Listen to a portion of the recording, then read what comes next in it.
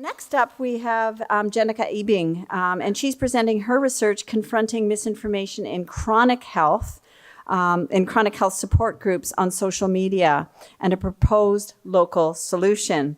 Jenika is an undergraduate student. It's great to have an undergraduate student with us this evening at SFU's School of Communications and wants to create a more accessible resources for chronic health patients.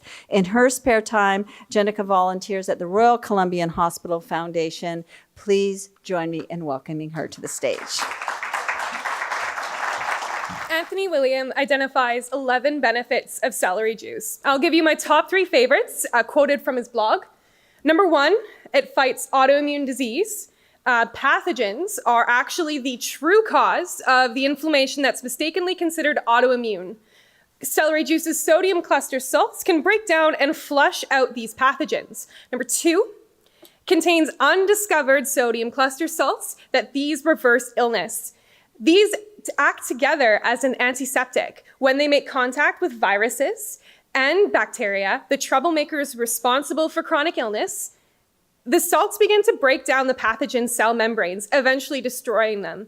And number 3, it neutralizes and flushes toxins out of the liver.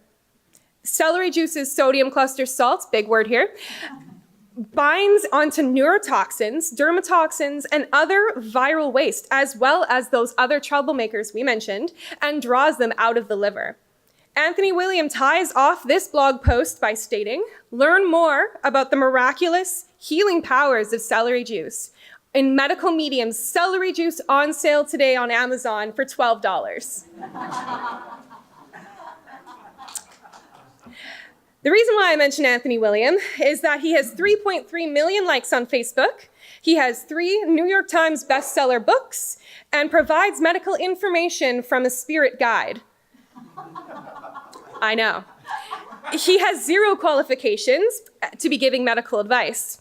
With this context, I'm going to backtrack to the beginning and on how I actually became involved in this world. So, my name is Jenika Ebing, as you all know. I'm a 4th-year communication student, a researcher, volunteer at RCH, and I'm also a patient with chronic illness. 2 years ago, I was in a health crisis. I joined Facebook groups for answers on my new diagnosis and the opportunity to speak to others like me. The immediate visceral shaming from group members that accompanied my decisions to actually listen to my doctor regarding certain procedures actually shocked me very deeply. But the problem is, I'm a researcher, so I got curious.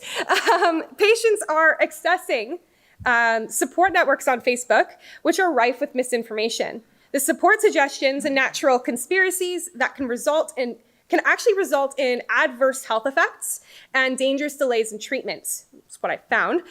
For example, within the video I described in the beginning of this presentation and blog post, patient testimonials stated that they were able to go off their medications. Some conditions, like Hashimoto's thyroiditis, require medication that replaces something the body no longer produces. Going off medication is therefore dangerous.